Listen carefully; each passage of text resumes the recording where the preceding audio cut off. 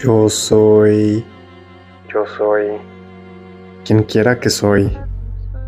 ¿Por qué tengo que ser este personaje? No necesito decir esto. Es suficiente que la gente sepa mi historia para ver la importancia de este mensaje, de cómo conquisté las sombras, el sacrificio que viví. Escapaba de mi realidad con la ficción y mi realidad estaba envuelta de ficción. Se necesitaría una saga para describirlo. Entré al departamento 665. El vecino del diablo es más diablo que el diablo. Mínimo así convence a todos que es el de al lado y no él, el chivo expiatorio. Huía de la oscuridad que rascaba mis paredes. No, es una metáfora. Necesito que la gente entienda que las sombras son reales.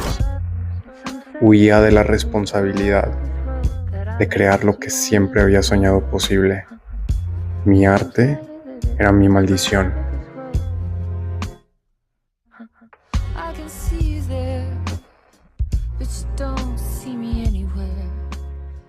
Hola, bienvenidos al canal de Humano Humano. Yo soy Rodrigo Vilés y el día de hoy vamos a estar hablando sobre Alan Wake, su significado psicológico y simbólico de lo que realmente nos está tratando de decir esta historia. Así que quédate hasta el final porque vamos a entrar a detalle a todo lo que nos quiere decir esta franquicia. Personalmente ha sido una de las historias que más me ha gustado estar involucrado y que también más fuerte fue procesar para mí porque definitivamente tiene un significado bastante profundo y muy doloroso.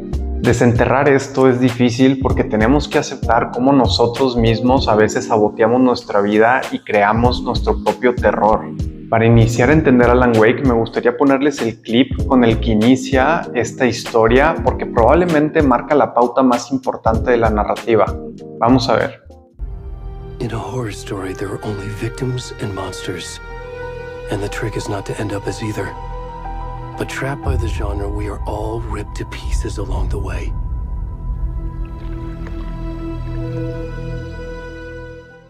Para que una historia de terror pueda existir o una historia negativa en cualquier sentido, me encanta esta frase porque literal tiene que haber nada más monstruos o víctimas. Entonces, para poder concretar al significado real, tenemos que explicar todos estos elementos negativos de lo que nos está tratando de comunicar Alan Wake.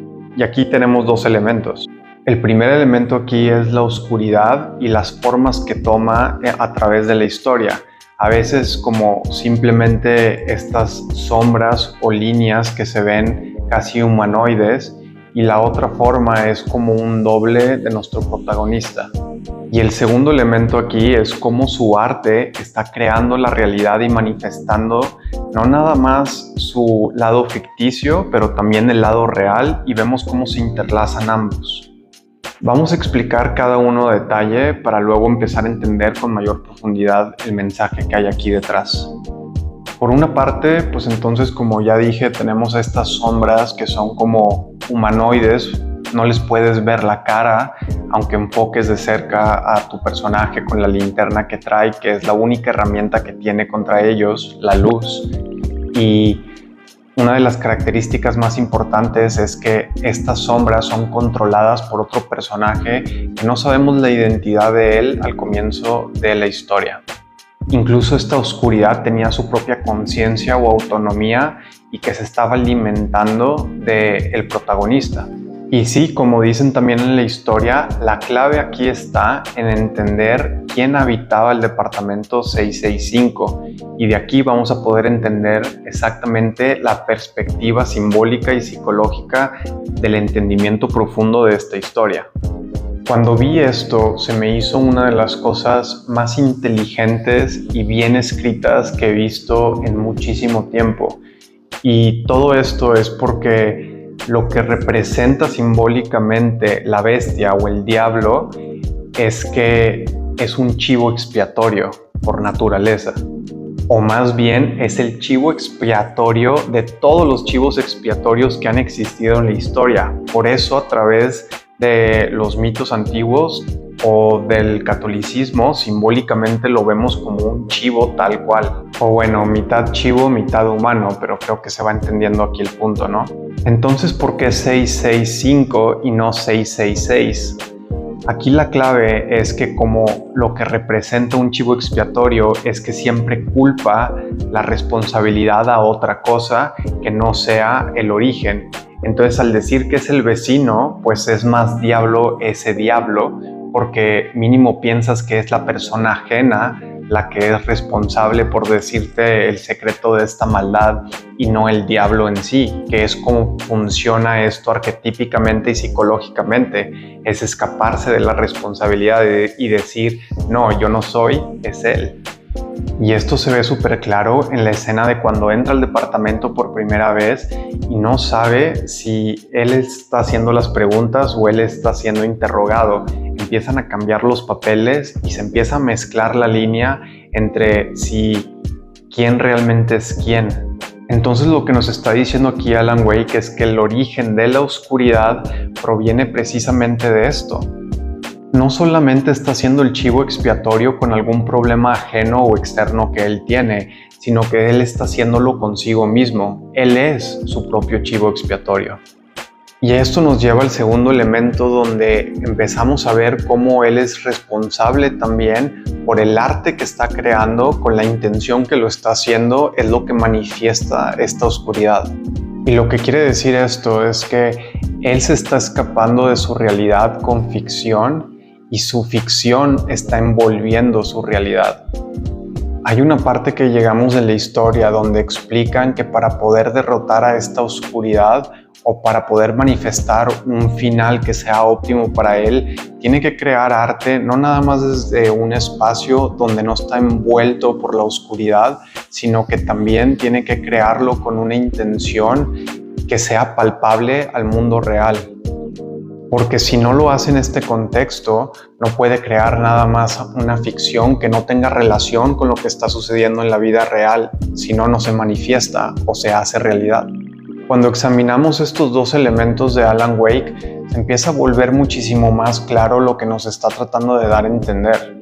Creo que todas las personas pasamos por esa adversidad interna donde si nos convencemos de la historia en la que estamos, y no podemos actuar desde otro espacio, nos envolvemos en un ciclo repetitivo que nos envuelve por completo nuestra realidad y nos empieza a transformar nuestra experiencia de vida en una pesadilla. Y con este entendimiento nos lleva a concluir al final de lo que necesita hacer para realmente escapar de este ciclo que se deje de repetir constantemente. Les voy a poner este último clip sobre el final y cómo escapar la oscuridad para que luego podamos examinarlo tantito más a detalle. Ahí va. This part is just for you. The only way out of your loop is destruction or ascension, light or dark. And we've covered the destruction part many times over. And we're getting to the ascension bit by bit. Time means nothing here. You'll still need to go through the loop. But I will keep showing you the images you need to see, the light you need to see, until you're ready. It's not a loop. It's a spiral. Lo que nos está tratando de decir esto es que hay dos polos contrarios y que entender y pasar estas experiencias nos llevan a poder salir de ese ciclo repetitivo, que bueno, ya sabemos que es una espiral. Y aquí una de las perspectivas, principalmente la de la oscuridad, nos dice que si realmente vivimos a profundidad nuestros miedos, temores, o la vida nos ha quebrado a tal punto donde no nos quedó de otra más que confrontar todas estas cosas, ya no hay otra opción más que empezar a elegir conscientemente lo que sí queremos experimentar en nuestras vidas.